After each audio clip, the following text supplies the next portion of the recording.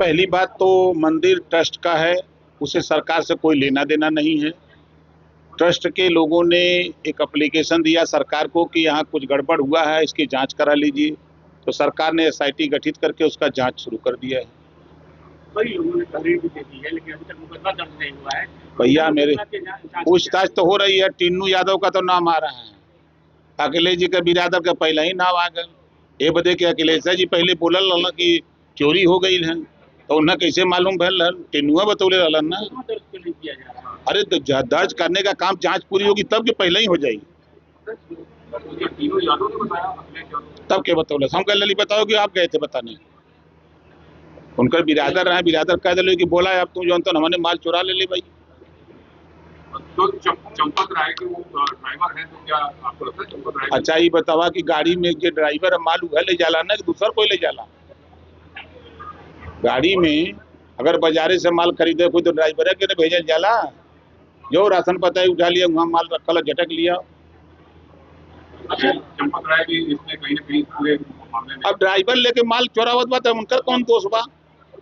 अब उनसे पूछताछ, सबसे पूछताछ हो रही है, जो उसमें आएगा दोषी होगा उसके खिलाफ कार्रवाई होगी। क्या आपको लगता है कि राम मंदिर पर पूरे देश की निगाह रहती है और इतना बड़ा मामला है, तो जो न्याय समिति है उसको बदलाव करना चाहिए? अब वो विषय हमारा नहीं है, वो विषय सरकार का है, भारत सरकार का है। अब जो जैसा निर्णय होगा वो निर्णय आपके सामने आएगा। एसआईटी जांच कर रही है, जांच में सब खुलासा हो जाएगा।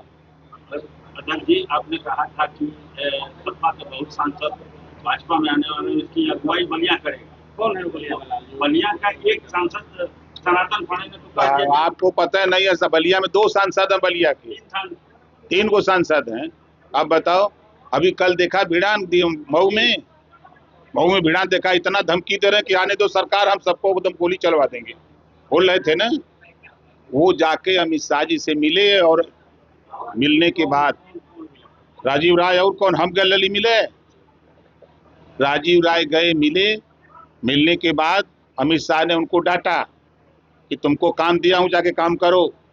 बधाई एक दिए थे ना, वो उनको क्या नाम जन्मदिन पर बधाई दिए थे ना, पढ़े थे कि नहीं? दिए थे ना, खूब वायरल किए थे राजीव राय। तब अखिलेश जी नहीं समझाए कि काहे कर रहे हो तुम ये काम, उनको सोचना चाहिए ना यार। सबसे ज्यादा माल के करे पल्ले हो, सबसे ज्यादा माल के करे पल्ले। आप बताओ, ये अगर बलिया के तीनों सांसद के बात किया जाए तो सबसे ज्यादा माल के करे पल्ले हो। अरे हम क्या बताएं, पूरा देश जाना था राजीव राय के पास है माल। अब परेशान है माल जो ईडी है पूछता शुरू करे जाता, क्या करिए बेचारे, अब भाग के जाए क्या? भाजपा ने उनको एक बार डेलीगेट बना के भी बाहर भेजा था।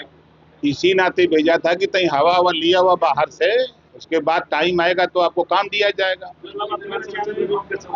हाँ देखिए भैया, सब लोग अलग अलग संपर्क में है। कोई केशव मौर्य क्या संपर्क में बा, कोई ब्रजेश पाठक जी क्या संपर्क में बा, कोई दिल्ली सीधे डायरेक्ट है बा। आपका का मतलब क्या है? बोलिए आप कौन सा लाल है जो आप कैसे बताई, अब कई दैया बताई। देखिए राजीव राय जी इसका नेतृत्व करने जा रहे हैं, टाइम आ गया है, धैर्य रखिए थोड़ा, वो अपना सीना पकड़ के, और जिस दिन सदन चलेगा उसके आसपास आपको मिल जाएगा। हाँ तब कौन सत्र चलिए। दूसरी अगर बात की है नीट परीक्षा को लेकर के, नीट परीक्षा रीएग्जाम होने जा रहा है, नीट का कल 21 जून को उसकी परीक्षा होने जा रही है। राहुल गांधी ने एक नागपुर के छात्र का सेंटर जो आबू धाबी में दे दिया गया है, उसको लेकर के राहुल गांधी ने सवाल उठाया है कि तुमसे नहीं होगा। अब वो परीक्षा, वो छात्र परीक्षा देने कैसे जाएगा जब उसके पास पासपोर्ट नहीं है और पैसा भी नहीं है? राहुल जी के यह कुल काम है, दूसरा काम नहीं है। दुनिया के किसी देश में जाते हैं तो भारत को कटघरे में खड़ा करते हैं, चुनाव आयोग को कटघरे में खड़ा करते हैं कि चुनाव आयोग गड़बड़ी से चुनाव जितवा रहा है। तो पहले तो राहुल जी भी गड़बड़ी से चुनाव जीते हैं, गलती से चुनाव आयोग की। तो अगर चुनाव आयोग के ऊपर उंगली उठा रहे हो तो पहले रिजाइन दो, तब फिर बोलो। भाई भी जीता, बहन भी जीती, और लोग जीते, और आरोप लगा रहे हो। अखिलेश यादव की बात की जाए अगर, तो अखिलेश यादव ने कल मुख्यमंत्री के अयोध्या दौरे को लेकर के खंड कसा है और कहा है कि इस दौरे की भी जांच एसआईटी होनी चाहिए, इस दौरे की भी एसआईटी जांच होनी चाहिए। अब उनसे पूछ के योगी जी जई है कहता हूँ, अखिलेश से पूछ के जई है। अखिलेश जी के कोनो काम ना हो, ये समझ ले कि अखिलेश जी खाली सिर्फ ये बदे बोलत हुआ कि जनता में जाके वोट मांगे लायक हम रही, मिली कि न मिली। आप देखिएगा 2 दगे हुए कारतूस 17 में लड़े थे और 47 सीट जीते थे।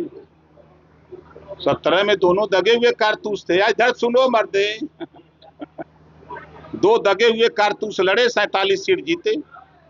अब फिर दोनों दगे हुए कारतूस आ रहे हैं लड़ने 27 में। कौन चीज उखाड़ दी है, का के देना यहाँ तो मोदी जी सड़क बना देना, यहाँ नल से जल पहुंचावत हुआ, यहाँ मोदी जी शौचालय घरे घरे बनवा देलन, यहाँ मोदी जी जो तो कनेक्टिविटी जिले की कनेक्टिविटी बेहतर कर दिए। Purvanchal expressway, Gorakh expressway, Ganga expressway, सबसे देश में सबसे बड़ा हब अगर बना है उत्तर प्रदेश एक्सप्रेसवे का। आप एयर कनेक्टिविटी जो जेवर एयरपोर्ट बना, आप उठा काम तो उठा के चश्मा उतारिए पार्टियों का, हट के देखिए काम हुआ है कि नहीं हुआ है। आप लोग चलते थे सुबह, अगर 6 बजे निकलते थे कहीं तो जितना खुले में शौच होता था, आज जाके देखो परिवर्तन है। उसको विपक्ष इस नाते नहीं स्वीकार कर रहा है कि जनता के बीच में जाएगा तो फिर तो दिक्कत उसको होगी। अच्छा, अखिलेश यादव कभी आपके साथ हुआ करते थे, आप अलग है, तलाक किसने किया? उन्होंने? अखिलेश जी ने। तलाक हम थोड़ो दले है, तलाक तो अखिलेश जी ने लिखी चिट्ठी दिया है, लिख के दिया हमको तलाक। स्वीकार क्यों करेंगे? अरे भाई जब तलाक मिल गया तो कबूले न करे कि 3 दैया। अब अखिलेश जी से पूछिए, हमने यही कह दिया कि एसी में से निकल करके आओ। मई जून के महीने में लोकसभा आजमगढ़ का बाई इलेक्शन था, हम 300 आदमी लेके लड़ रहे हैं, वो एसी में बैठ करके छान घोट रहे हैं। हमने तो यही कहा कि चुनाव जीतना है तो एसी में से निकल के आओ, तो उनको बुरा लग गया कि हमारी पार्टी कोई नेता बोलता नहीं है, ये क्यों बोल रहे हैं। बयान भी उनका आया था, आप एसी में बैठ के चुनाव नहीं लड़ सकते। आज उठा के देखिए, एनडीए गठबंधन 45 डिग्री 46 डिग्री टेम्परेचर में पूरे प्रदेश में कार्यक्रम चल रहा है, अब एसी में बैठ के मजा ले रहे हैं और सरकार बना होगा सपना देख रहे हैं। तो शिवपाल जी की क्या स्थिति है अभी फिलहाल? देखिए शिवपाल जी को अखिलेश जी तिरछी नजर नहीं देखना चाहते, उनकी मजबूरी है, परिवार है, इस नाते बेचारे डटे हुए हैं, क्या करें। आज ऐसा टाइम आ रहा है कि एक दिन शिवपाल जी को ही नेतृत्व करना पड़ेगा सपा का। अखिलेश कहाँ जाएंगे? अखिलेश के विरासत में मिल गई है। देखिए विरासत में सत्ता मिल सकती है, बुद्धि नहीं मिलेगी। अभी उन्हीं का बयान, जब मैंने कहा कि टीएमसी शिवसेना के बाद नंबर टूटने का सपा का है, उन्हीं का बयान आया था कि जो कमजोर है वो टूट जाएंगे, जो मजबूत है वो बचेंगे। उन्हीं का बयान है ना, यही बयान है उनका, तो स्वीकार कर लिया।